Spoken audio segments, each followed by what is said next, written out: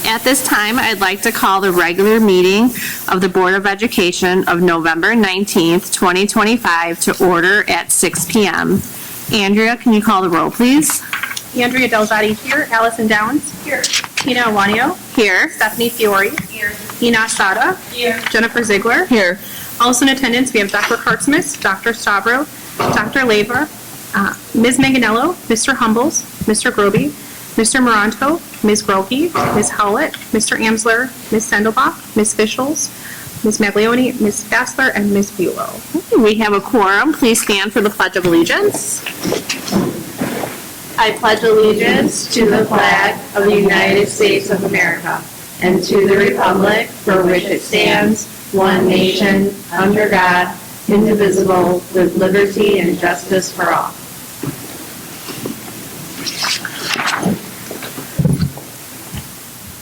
Okay, up first, we have the appointment of board member to the Schiller Park School Board. Do you do the motion first or the other? All right. I'd like to entertain a motion that the Board of Education appoint Patricia Bocock to the Schiller Park School District 81 Board of Education. I'll second. Any questions, comments, or concerns? Seeing none, Andrea, can you call the roll, please? Sada. Ziegler. Yes. Delzati, yes. Downs. Yes. Iwanio. Yes. Fiore. Yes. Okay, motion passes.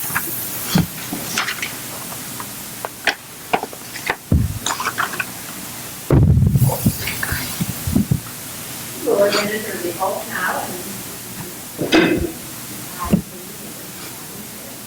I, Patricia Bocock, do solemnly swear That I will faithfully discharge the duties that I will faithfully discharge the duties of the office of member of Board of Education in Schiller Park District 81. of the office of member of the Board of Education of Park, District 81, In accordance with the Constitution of the United States, in accordance with the Constitution of the United States, the Constitution of the State of Illinois, the Constitution of the State of Illinois, and the laws of the State of Illinois, and the laws of the State of Illinois to the best of my ability. Thank you. I further swear I shall respect taxpayer interests by serving as a faithful protector of the school district's assets.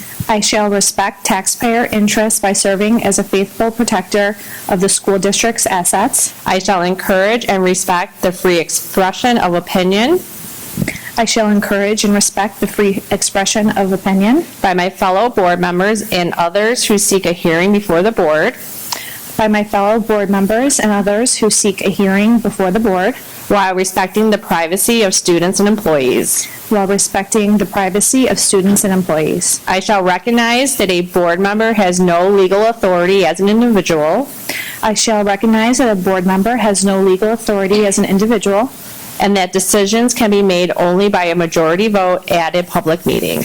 and that decisions can be made only by a majority vote at a public board meeting. I shall abide by majority decisions of the board I shall abide by majority decisions of the board while retaining the right to seek changes in such decisions through ethical and constructive channels. while retaining the right to seek changes in such decisions through ethical and constructive channels. As part of the Board of Education, As part of the Board of Education, I shall accept the responsibility for my role in the equitable and quality education of every student in the district. I shall accept the responsibility for my role in the equitable and quality of education of every student in the school district. I shall foster with the board extensive participation from the community, formulate goals, define outcomes, and set the course for Schiller Park School District 81. I shall foster with the board extensive participation of the community, formulate goals, define outcomes, and set the course for Schiller Park School District 81. I shall assist in establishing a structure in an environment designed to ensure all students have the opportunity to attain their maximum potential through a sound organizational framework. I shall assist in establishing a structure and an environment designed to ensure all students have the opportunity to attain their maximum potential through a sound organizational framework. I shall strive to ensure a continuous assessment of student achievement in all conditions affecting the education of our children in compliance with state law. I shall strive to ensure a continuous assessment of student achievement in all conditions affecting the education of our children in compliance with state law. I shall serve as education's key advocate on behalf of students in our community, schools, to advance the vision of Schiller Park School District 81. I shall serve as education's key advocate on behalf of students in our community's school to advance the vision of Schiller Park School District 81. I shall strive to work together with the district superintendent to lead the school district toward fulfilling the vision the board has created. I shall strive to work together with the district superintendent to lead the school district toward fulfilling the vision the board has created, fostering excellence for every student in areas of academic skills, knowledge, citizenship, and personal development. fostering excellence for every student in the areas of academic, skills, knowledge, citizenship, and personal development. Welcome to the board. I give you a hug.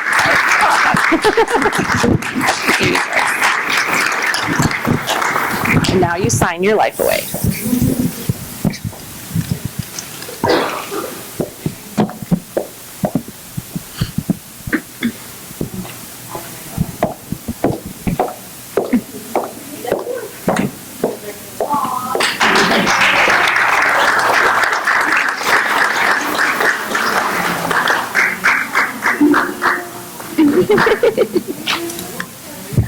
Yeah. Yeah.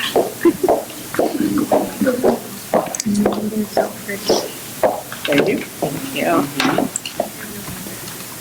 All right, we'd like to invite Patricia up to the board table. And we're going to call the new roll.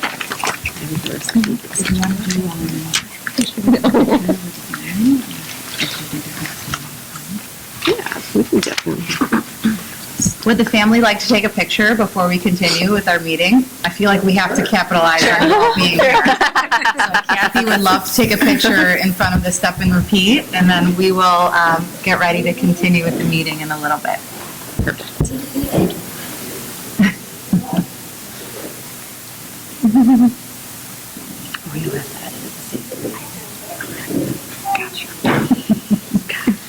Got you. You're the best. I thought you only had 2 children. Oh, no, the whole family, get up there. Those are her parents. Yes. Oh, okay. So, well, we thank you for, this is not only just, the board members that are here. The family gives up time for their family member to be a part of this new family. So we thank you for sharing Trisha with us. And we know she's going to be a great board member. She's going to make every decision that's student-centered.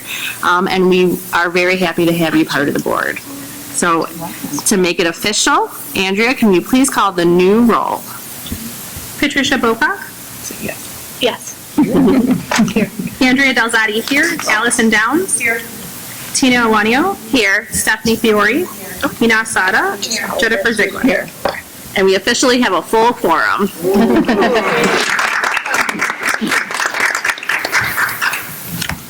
Okay, at this time, I'd like to entertain a motion that the Board of Education establish the consent agenda as presented. I'll move. Any questions, comments, or concerns? Okay, seeing none, Andrea, call the roll, please. Sada. Yes. Ziegler. Yes. Bopak. Yes. Delzati, yes. Downs. Yes. Iwanio. Yes. Fiore. Okay, motion passes. I'd like to entertain a motion that the Board of Education approve the consent agenda. Any questions, comments, concerns? Okay, seeing none, Andrea, call the roll. Sada. Yes. Ziegler. Yes. Bopak. Yes. Delzati, yes. Downs. Yes. Iwanio. Yes. Fiore. Motion passes. Okay, there were no items removed, so we'll go to public participation. Do we have any public participation tonight? All right, we just ask you fill out a form if you wish to speak. There'll be another one at the end. Next item is the principal's report and enrollment reports. So we've had a busy month at all three of our schools. So you can take a look in your board packets. You'll see some collages from Kennedy, Washington, and Lincoln. Lincoln was busy with Battle of the Bolts that is coming up and selecting teams and captains. We had the musical reveal that took place at Lincoln, and they had a haunted house field trip, the trimester 1 dance. So it's been a really busy time at Lincoln Middle School. At Kennedy and Washington, students participated in the annual Veterans Day performances and concerts. We had our STEAM night at Washington School, which was a huge success. Staley, the Chicago Bears mascot, visited Kennedy students to talk about ways to prevent bullying. And they also had another author visit come to Kennedy School, Jacob Grant, a local author from Oak Park. So it's been a busy month at all three schools, but great job keeping our students engaged and our community and families engaged as well. I heard the Veterans Day was very, very nice. Oh, nice. You did a great job. Yes, my dad said this place is infectious. He was kind of crabby, and then he came home, and my mom's like, I'm sending him to District 81 every day. He was in such a good mood.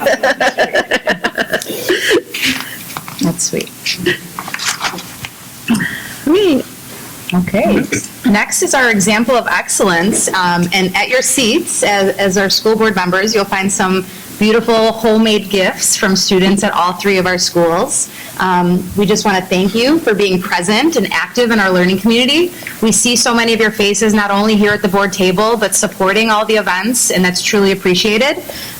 In honor of Illinois School Board Members Day, we are really extending our heartfelt appreciation to each and every one of you for your leadership, for your student-centered decision-making, and for all your dedication to our District 81 learning community. So tonight we're really proud to recognize you in all of your efforts, and so we have a special video that we want to present to you tonight. But we want to thank you for your time volunteering. This is a volunteer position, so all the time you put in and all the decisions you make have a profound impact on our learning community, so we thank you very much for all that you do. And we hope you enjoy the video. Thank you. Thank you.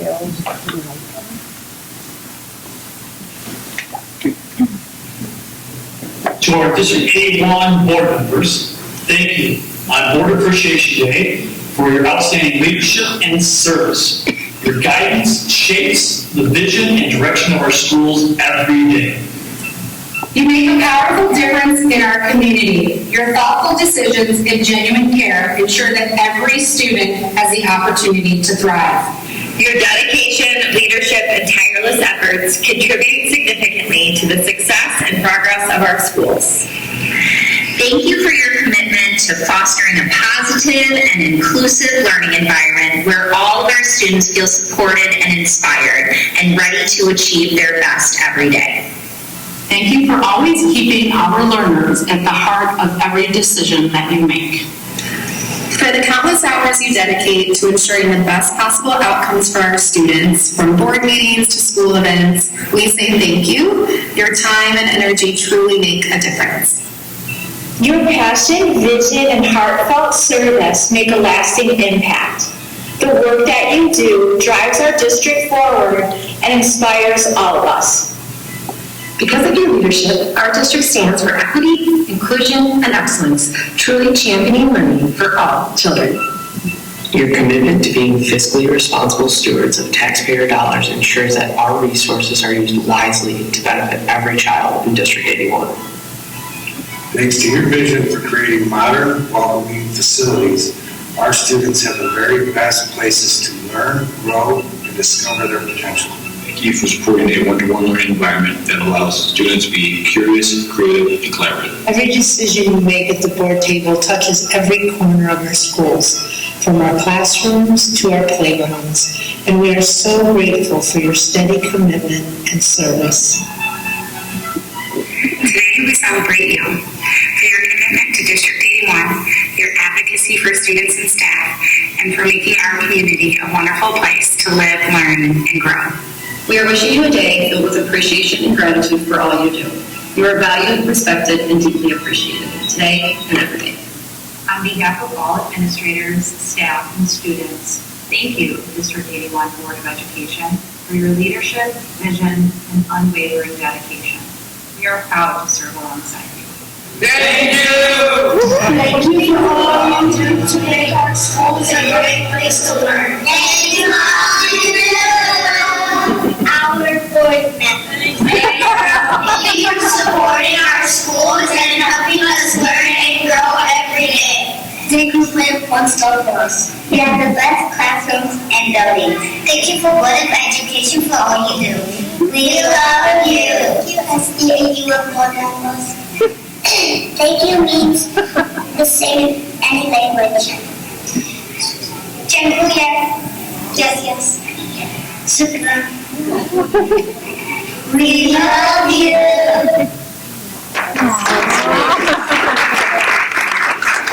So, on behalf of the entire learning community. Oh my gosh. We are so grateful.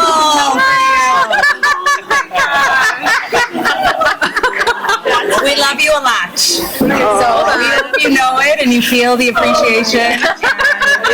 That's Happy hilarious. Board Member Day.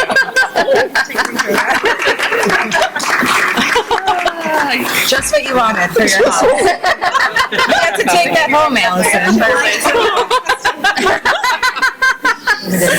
Oh my word. All right, right in front of their tables. Thank you. Thank you. Oh my god. Oh, yeah.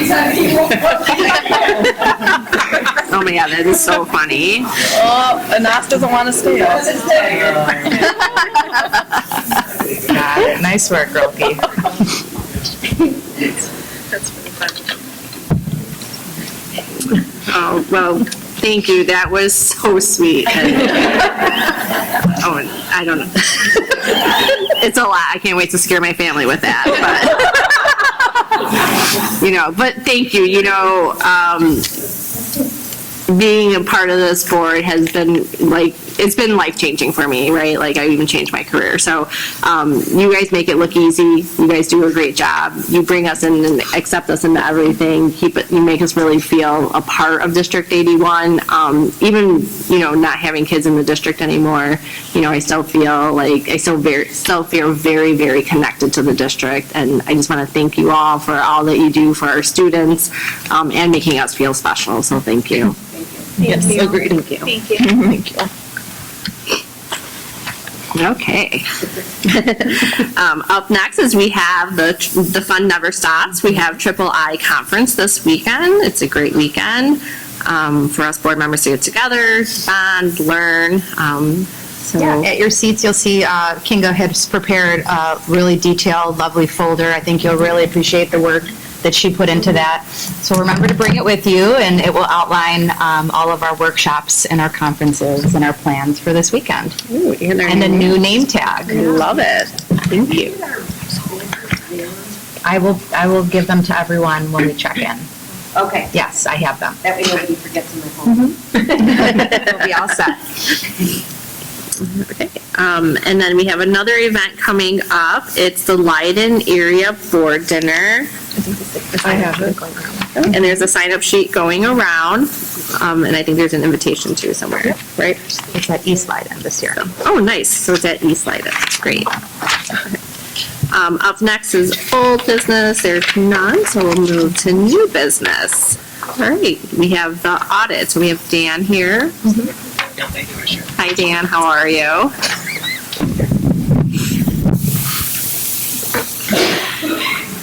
Thank you.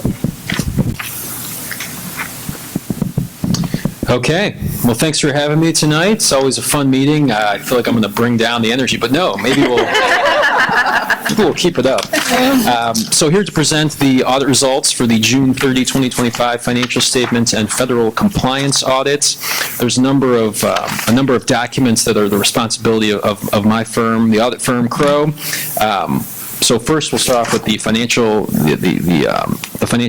financial statements. So we've issued an unmodified opinion on those financial statements, which would mean, maybe for the new board members, that means that the AICPA gives you an opinion that says, if these numbers are good, use this. So it's unmodified from that stock opinion. So suffice to say that that's the best opinion you can get. So there you go. Based on the procedures we performed, that's how we get to that opinion. Some of the key procedures we perform are review of your property tax receipts, so we'll confirm that with the county, as well as your state and federal grant receipts, most of which come from ISB, so we can confirm all those on the ISB website. The other procedure we'll do with respect to your grants is confirm that the expenses have actually been spent, since you have to spend the money to earn the revenue. So those are the key revenue procedures. Another area we spend a lot of time with is your pensions. We'll obtain the actuary reports for the various pensions, as well as the health insurance post-employment plans. So we'll obtain all those actuary reports, perform some procedures, and that's a larger liability that appears on your balance sheet. And then we take a look at your cash and investments as well, agree those to the bank statements, and then review large capital asset additions. So those are kind of the key procedures we perform. I'm trying to summarize, hundreds of hours worth of work here into a few minutes, but it's more than that. But there's a brief summary for you. Overall, the district performed well this year. General fund grew. The financial profile, which is a metric that is used to judge school districts in the state of Illinois, you guys ended at a 3.7 out of 4, which is the recognition designation, and that's a designation that you've held for ever, it feels like. And that's a good spot to be in. One thing I'll point out, which maybe speaks to how well you've done, is one of the criteria in there is debt as a percentage of EAV, and your debt is above that category, so immediately you're kind of down in one of the categories. And it's you could argue that it's kind of a silly way to judge, but it's part of the metrics, and that's why you're not bad if you're under 4. But then it means you have to do well in every other category. So then you get the max in every other category. And as a school district, you only have so many levers you can pull with respect to your revenue. So it's really coming down to cost control. And I think you guys have done very, very well with your cost control, controlling what you can control on the expense side of things. So that's on the financial statements. We also issue a compliance audit over your federal funding. The accounting standards say, based on certain criteria, here's what we will audit with respect to your federal funds. We had 2 programs that we audited this year: Child Nutrition Cluster and Title I, two of the usual suspects that we'll typically audit. There's several procedures that are outlined by the federal government that we have to perform on those, the main one being testing of allowable costs. So we test a lot of costs to make sure that those are allowed under the terms of the grant. One note, you may have heard the government was shut down. Maybe I think it still might be shut down. I've at this point lost track. But they never finalized the compliance supplement for 2025, meaning we can't issue, the AICPA has said you can't issue these single audit reports until that compliance supplement has been finalized. There's a draft form. We don't think that any of the procedures are going to change. We just can't sign it until they say we can. So not anticipating anything changing there. That testing was clean, and we did not find any errors with any of the testing we performed there. All right, last thing I got for y'all, we perform a few non-attest services. We're required to communicate. Non-attest service meaning a service that's not an audit service. So a non-attest service meaning we help input the data collection form into the federal websites. It's just a clerical activity we perform. Same thing with the state AFR. You have to put your financial statements into this clunky, that's not clunky, it's fine, this Excel file that the state issues, we assist with doing that. And then we also assist with preparation of the financial statements. So those are the non-attest services that we provide. Pasquale will review all this, so there's oversight by management.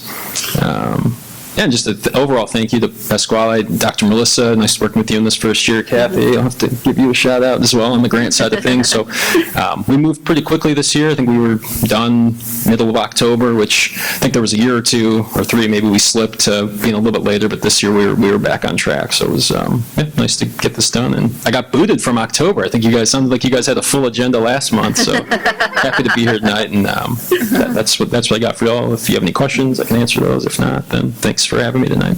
Thank you. Yeah, thank you.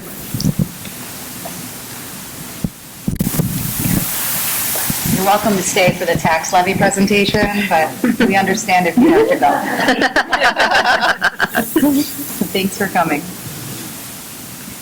Hey, we're gonna keep the fun rolling. Pasquale.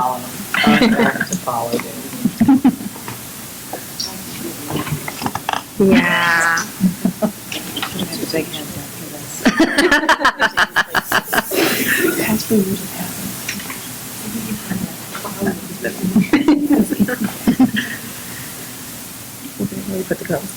You should stock up when it's like Walgreens Red Nose Day.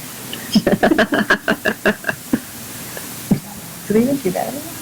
I think so. They do. No, it used to be, we used to donate the candy. I know this is used to be. I do like my necklace.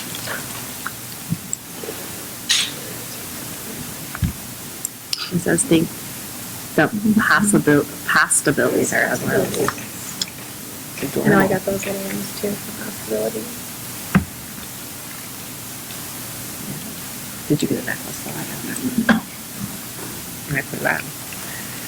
That's cute. My necklace was taped to my book. Oh, that's adorable. I don't know if I want to say that. I did think that I have to, but. They don't have to stay.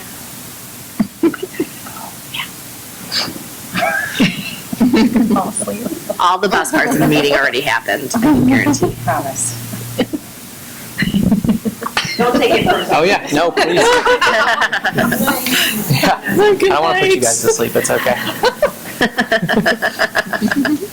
Enjoy your cookie. Their favorite. Olivia asked for that. Dan put them to sleep, it's fine. It's on. There we go, yeah. Throw some bells, yeah. All right, so let's talk levy now that the audit is over, just riveting things back to back. As a board, one of the primary functions and one of the most important functions besides the budget, appointing a superintendent, and policy is figuring out the levy for the year. So let's just talk about the levy in general. It represents about 68% of district revenues. Besides the federal and the state side, tax distributions are right around 2/3 every year, depending on if we get certain grants. During the COVID time, we had a little bit more federal money coming in with all the ESSER funds, so that percentage goes down a little bit. But we always float around 2/3 of total district revenues, so very important. The levy itself, we have to create a tentative levy that's no less than 20 days prior to adoption, so we always do that in November at this meeting, and then the adoption in December. The certificate of levy has to be filed with the clerk by the last Tuesday in December, which is the 30th, but once approved, we always do it the day after. It's all online now. Important to note that being in Cook County, the district is tax capped, and the most important part of that to remember is that we can only levy a maximum dollar increase of the lesser of 5% or CPIU, which is the urban inflation percentage. This year, that number is at 2.9%, and it's important to note too, which was applicable last year, is that new property and terminating TIF increment is not included in that first year. Tax payments, let's talk about this, is very relevant, especially now. You guys probably have just gotten these in the mail. So tax payment normally in Cook County are March 1st and August 1st. March represents 55% of the prior year's levy, and then August will true it up with the remainder of the actual extension. For this year, special, Cook County delayed that, the second payment, until December 15th, which is when it's due. They blamed it on a new property tax billing software implementation delay. It seems like a lot of finger pointing. It was the assessor's office that was pointing it at the board of review, that was reporting it to everybody else. Fun process, but we are back now and planning on getting that money mid-December. Also, we have just been hearing some murmurings that because of how late this payment was, the first payment for next year, we're hearing no sooner than April 1st, but that is still to be determined. Just a quick graph of inflation over the past 10 years up to our max 5%, which we can levy at without truth in taxation. So we're just above average right now. It's actually at, last year was 3.4%, which you see above, and this year we're at 2.9, so going down a little bit, but still above the 10-year average. Some important graphs here to talk about the actual tax extension itself. It is the equalized assessed value times the tax rate divided by 1,000. It is important to note that EAV and the taxing rate are indirectly proportional. So as EAV goes up, the taxing rate goes down. So these are just some graphs over the past 10 years. You can see increasing EAVs, and every third year is a triennial for our area. So if you can see the large jumps in 2022, and then the outlying decrease in the rate in 2022 was from a triennial year. And it's also very important to note that a tax rate increase does not necessarily equal a property tax bill increase. This public act, it's been, I believe, 3 years since they started it. It's the Levy Recapture Act. So any losses from certificates of error, Board of Review decisions, or PTAB appeals, the district itself receives a supplemental levy to recapture that, and it's automatically extended without any action by the district. So the county will put that, they'll do their calculations for what was distributed and then, or what was withheld, and then we'll put that on the next year's levy, not subject to tax cap restrictions, and the county certifies those amounts by November 15th. Just because they certify them by November 15th doesn't mean that we get them on November 15th. So we still have last year's number. We were just short of 500,000, and this year they're not published yet. I just checked before the meeting started. So hopefully we will receive those soon. And then another public act just is that districts must disclose cash reserve balances on operations. Just for transparency, we just put our fund balances per our treasurer's report at the end of the most completed month, so that would be October. And for all funds shown, that is what you see on the screen. Okay, so let's talk about last year's levy. Very important. So we had 2 terminating TIFs. The first one was the Franklin Park O'Hare East TIF, which was the more important of the 2. With that terminating, that's when the district has the opportunity to levy to receive that incremental value in that year that it's terminating. So it had these certain companies, it was large warehouses, just beyond Davis and Nichols to the east. And then we were anticipating about $33 million in new EAV from this terminating TIF. And the other one, which is a little bit smaller, was the Irving and Colsey TIF, which had Mantra, Sway Bar, Nelly Beauty, and the Grace Park condos. That was also terminating last year, and we were approximating about $3 million in new AV from this TIF. So let's talk about it now that we've received those actual valuations. So we anticipated $36 million. The actual new AV for these TIFs came in at just short of $35 million, and that new incremental value that we had for last year's levy was about $1.5 million from these TIFs. So it's important to note that last year, the biggest thing was we had to do the truth in taxation to try to capture all this incremental value, which is why we levied at 12.6% above the cap. Because of that truth in taxation and the board support, all the expiring TIF EAV was captured in last year's levy. And then it's also important to note, if you don't capture it, you lose it in perpetuity, since it is part of the prior year extension. And if you don't get it in the prior year, then everything moving forward, that increases off of that lower amount. New property, Mango Car Wash on River Road. We're expecting just under about $1 million in new taxable EAV from the car wash. But besides that, not too much going on in Schiller Park. But this is also something that we're really excited about, and we worked with the village to get some information on. Truth in taxation requirements, this is what we did last year.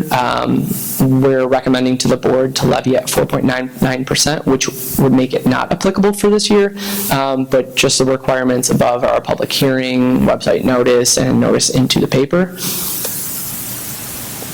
Let's quickly talk about the triennial reassessment. So every 3 years, the Leiden area has their reassessment.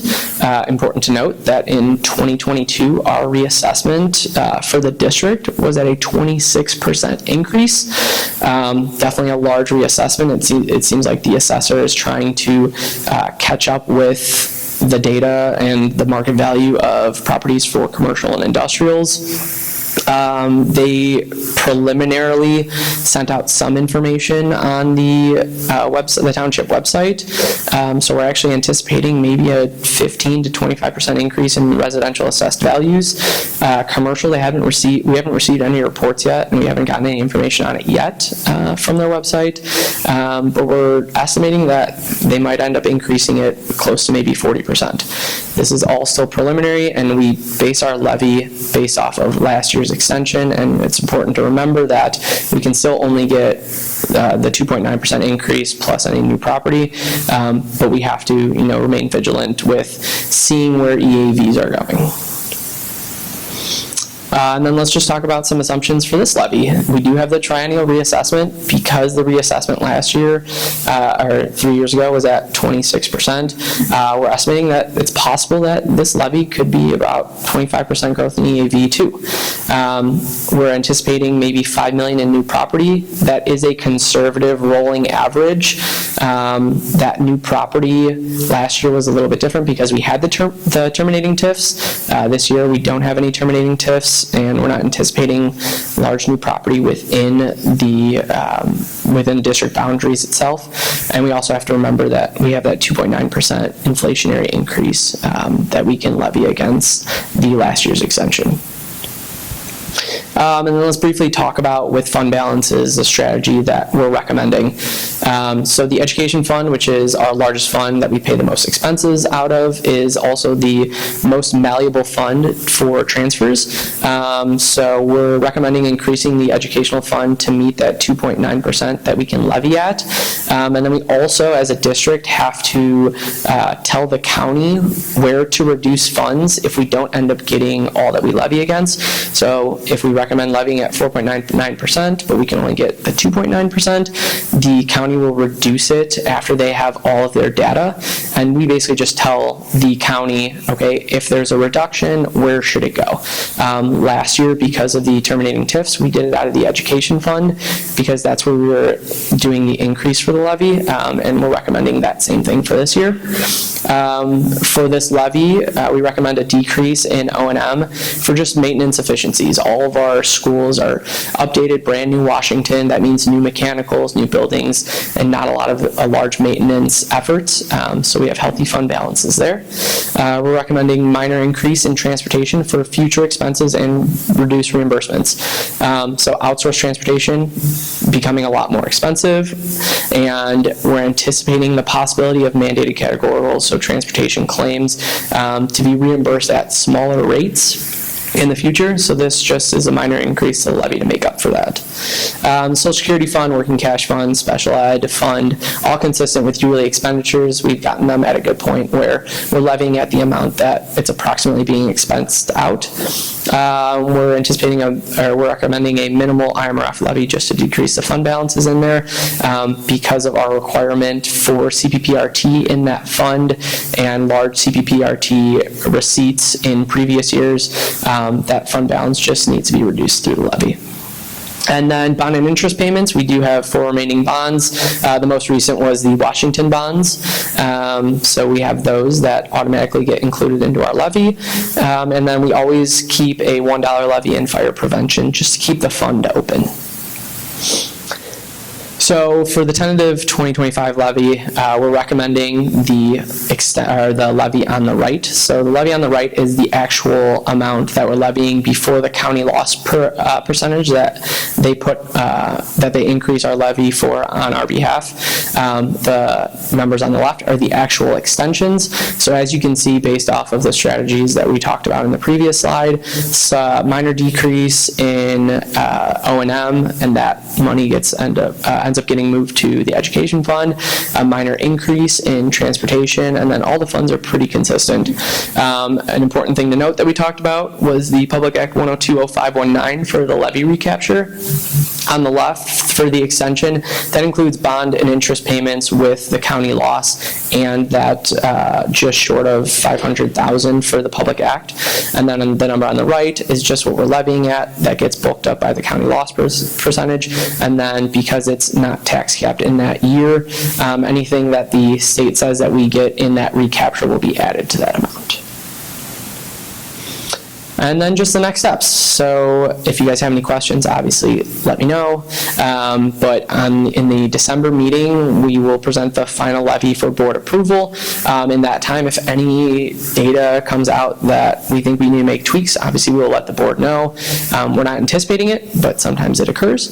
On December 18th, once it's approved by the board, the district will submit the certificate and the documents to the county clerk online.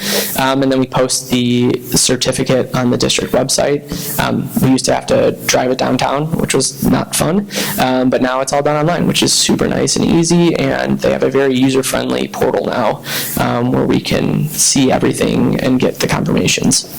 The district receives the levy edit in around April, May in a normal year, and then we receive our preliminary rates in around June in a normal year. So like I said, if you have any questions, district office, Dr. Kartsmas and I, let us know. And thank you. Thank you, Pasquale.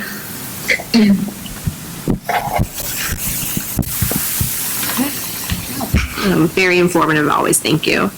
Up next is District 81 Annual Summative Designations. So each year, the State Board of Education gives designations to public schools. This year, 2 out of our 3 schools earned the commendable designation, and 1 of our schools received a targeted designation. So in your board packets, you'll receive the letter that we received from ISB. LMS received the targeted designation as a result of one subgroup of students. Our students with exceptionalities or students with disabilities subgroup did not meet expectations. So as a result, we are going to head into a 4-year improvement plan with the state. And so we thought this would be a great time. Our next item here on the agenda is just a fall 2025 data update. So Dr. Stavru and the principals are going to be sharing with the Board of Education how we performed on IAR, which was one of the 8 components that goes into receiving a summative designation. So they'll show how each of our schools fared on IAR, and then we'll also share with the board where we're starting for this school year, so that you can see the data that we used at each of our school buildings to create our goals for this upcoming school year as it relates to student achievement. So we're going to welcome up Dr. Stavru and the principals.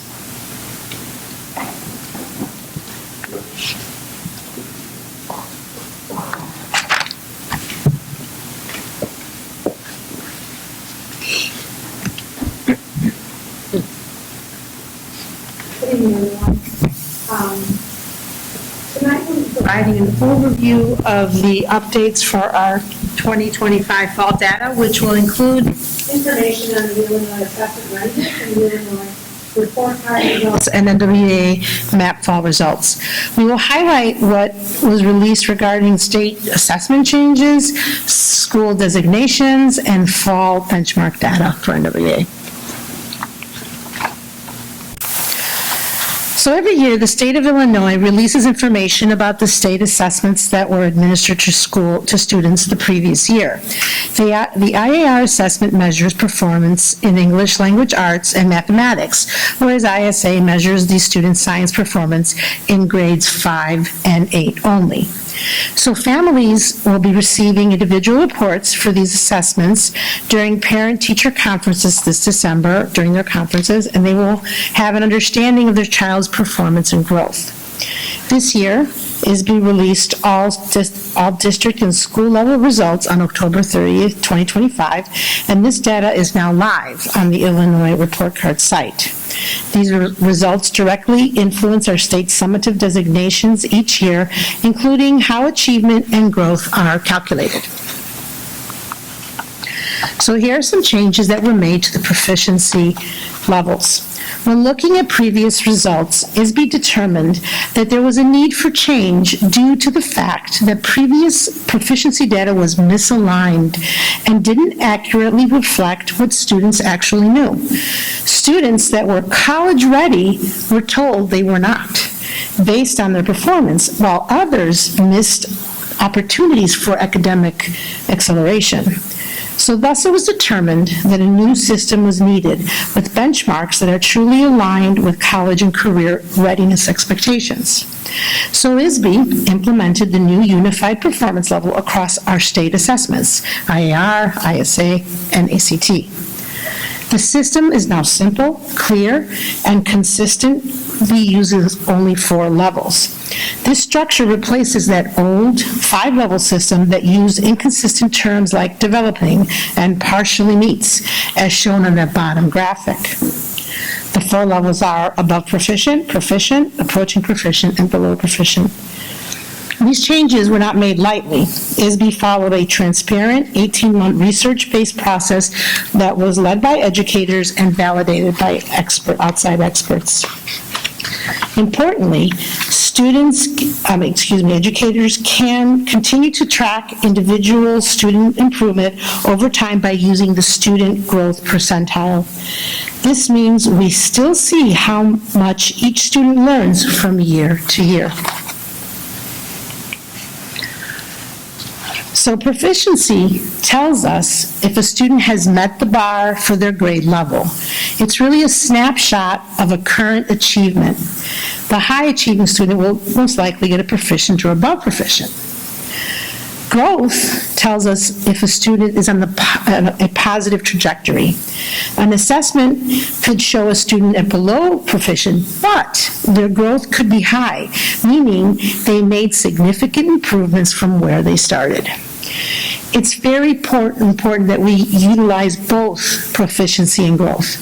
We need to use both of these metrics. Proficiency sets the high bar for our standards, but growth is the crucial metric for determining the quality of instruction and the progress of each individual student. We briefly spoke about the changes regarding proficiency levels that are new to this year. We also want to mention what has not changed. Please note that the assessments have not changed regarding the format or complexity, and they're based on the same state learning standards as before.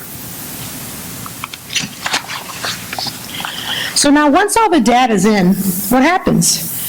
The state generates a school report card. To do this data is processed and analyzed. This graphic illustrates how raw data from school district is processed into a single comprehensive rating. It takes a 4-step process. Step 1 is the performance data is calculated. This is the point where the data is gathered and calculated using various pieces of raw performance information. Step 2, it converts to an indicator score. Each piece of performance data is converted into a standard score between 0 and 100. Step 3 is weight to an index score. So the standardized indicators are combined into a single comprehensive index score. Each indicator is weighed according to the plan. This means certain indicators, like proficiency or growth, may count more toward the final score than all the others, reflecting state priorities. And finally, step 4 is the rank of the summative designation. So the final index score determines the school's summative designation. And here's a nice graph which kind of shows you that it's broken up. The indicators are broken up. There's an academic indicator and there we go. The school's overall performance score is then broken up into 2 main categories. And the first one is the academic indicator, which is 75% of the score. So within this vast majority of the school's rating is based on academic performance with a strong emphasis on growth, as you can see. Please note that the growth is indicated by 50%, and it is the single largest component of the entire school rating, indicating the continuous improvement for every student is the state's top priority. It's not proficiency, it's growth. And we have to remember that, because every child, they start where they're at, we just make sure that they keep growing and growing.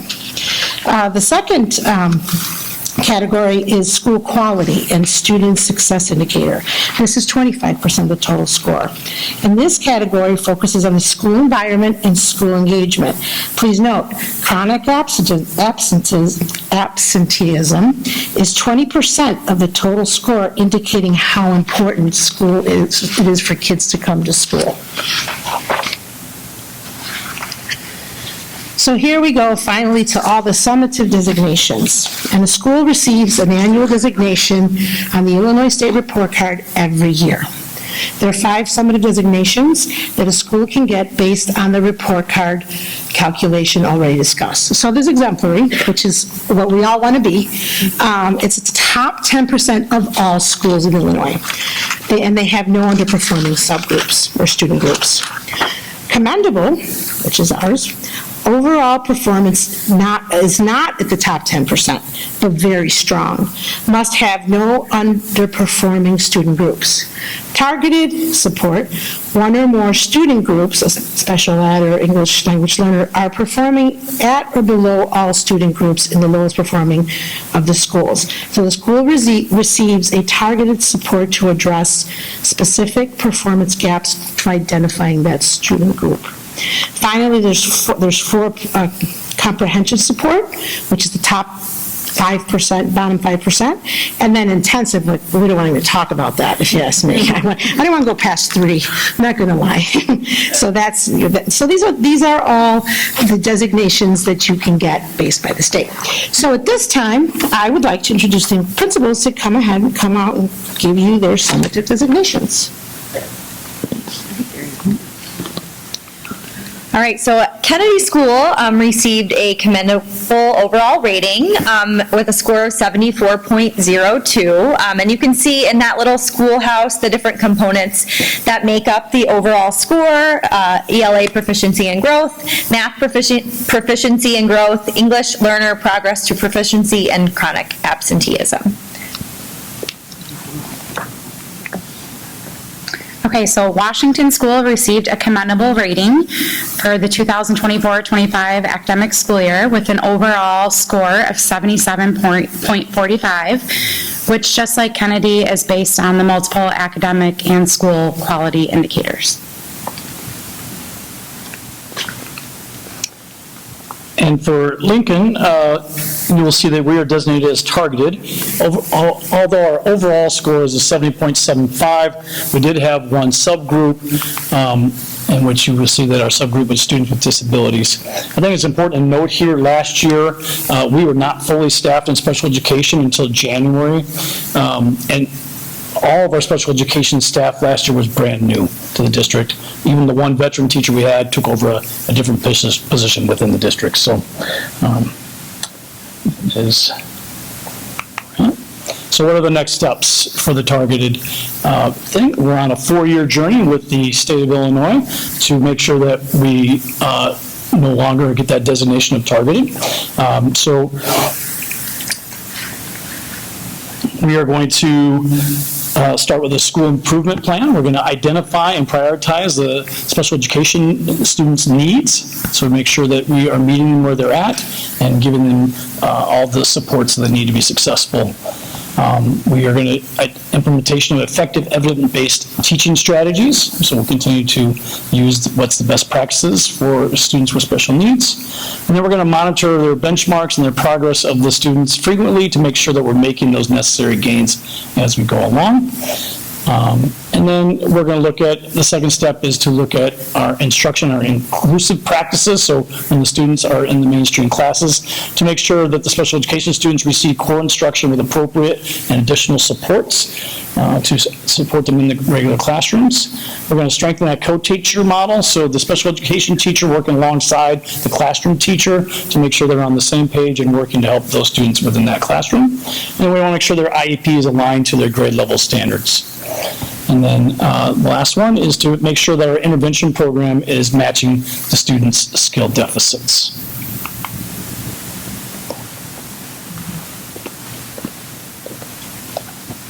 Okay, so our students in District 81 take the NWEA map 3 times a year. We look closely at the data from our fall, winter, and our spring map testing to help us drive our instruction to meet all of our students' needs. We take a lot of pride in our work that has been done with analyzing the data and using it to drive our instruction.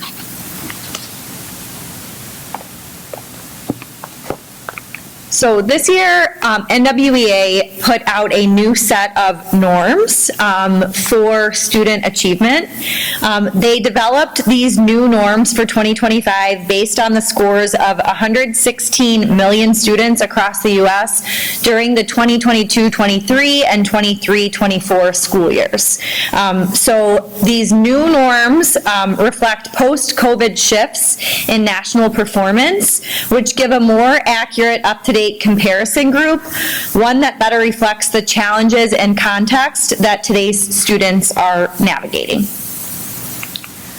So you'll see 2 charts here. The top shows math and the bottom shows reading. And these show how the scores changed within each percentile group. So some of the scores changed quite significantly. Some of them there wasn't much change. But it's important to know that our 2025 fall scores kind of need to be a reset. So a restart of new norms, new numbers that we're looking at. And we're going to focus really on where they're starting in the fall, moving towards winter, and then where they ultimately end up at the end of the school year. And here is just another chart that kind of breaks down what the 50th percentile looks like for each grade level K through 8. You can see the bottom number shows the previous fall 2020 score, what was considered 50th percentile, versus the top number is the new score for 2025. So again, I think it's important to remember that a lot has changed for our students over the past 5 years. We had a pandemic. Students were learning in a very different way. And so based on the previous 2 school years of test scores, they've decided that these numbers more accurately reflect student achievement.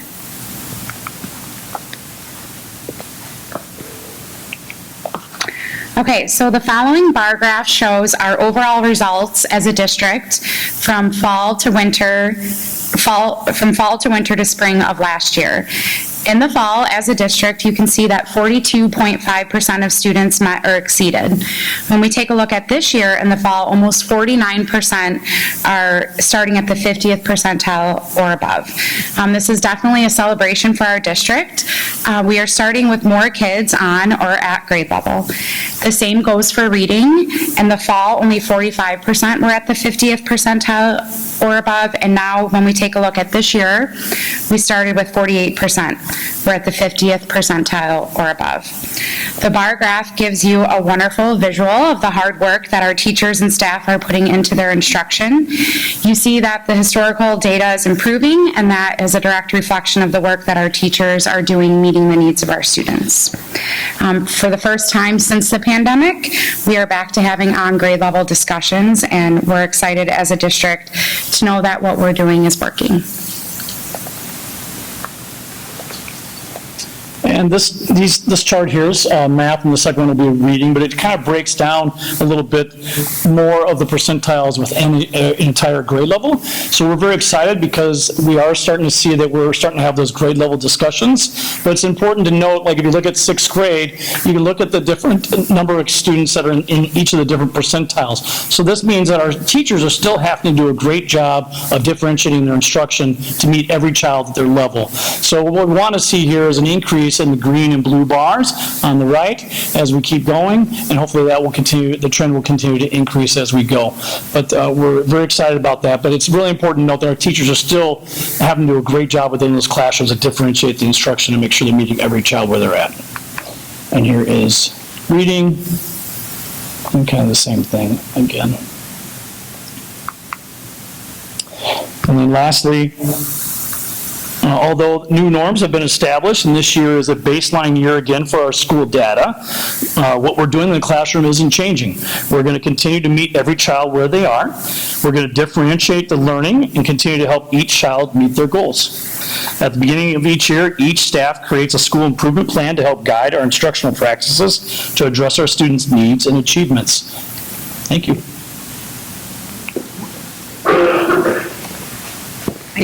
I think it's really exciting that we get to start talking again following the pandemic about the number of our kids who are at grade level.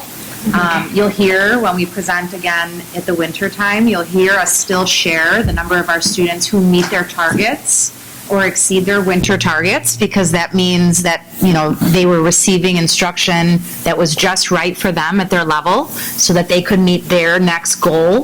But I think it's really exciting that we're also starting to talk about how many kids are starting at grade level and having more incredibly lofty goals to get more and more kids to a higher starting point at the beginning of the year so they can continue to grow as well. So there's been a lot of changes with IAR and now with the new MAP norms. So I just want to say great job to the principals and Dr. Stavru. I think you helped us understand where we get the summative designations from, and it's a great place to know where we're starting so that we know where our next step is to reach our goals by the end of the year.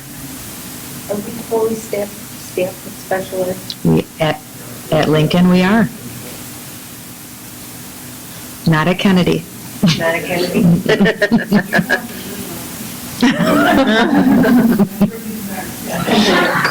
Great mentors. Great special ed mentors over there. Well, thank you again for sharing. We look forward to seeing, the end of the year achievement where we get to see all the growth, but this was very informative. I learned a lot, so thank you, and I hope all board members too. Very informative. Okay, so we'll move on to new business. I'd like to entertain a motion that the Board of Education approve the 2025 audit as presented. Okay, I think Dan did a great job going over everything in the audit, and thank you to Pasquale in your office for getting everything together, and Kathy, all your work on the grant. Government is open now. Yes, I'll tell them to sign it. No, I'm just kidding. All right. So are there any questions, comments, or concerns? No. Seeing none, Andrea, can you call the roll, please? Sada? Yes. Ziegler? Yes. Bocock? Yes. Delzadi, yes. Downs? Yes. Iwanio? Yes. Fiore? Yes. Okay, motion passes. I'd like to entertain a motion that the Board of Education approve Resolution 2603 of the Board of Education authorizing an amendment of the intergovernmental agreement relating to the O'Hare Noise Compatibility Commission as presented. Okay, any questions, comments, or concerns? Thanks for the reminder that we do this every 5 years. I was like, what is this? Andrea, call the roll. Sada? Yes. Ziegler? Yes. Bocock? Yes. Delzadi, yes. Downs? Yes. Iwanio? Yes. Fiore? Yes. Okay, motion passes. We do not have anything for executive session, so we'll skip over that. I'd like to entertain a motion that the Board of Education approve the personnel report for the month of November as presented. I'll move. Any questions, comments, concerns? Okay, seeing none, Andrea, can you call the roll, please? Sada? Yes.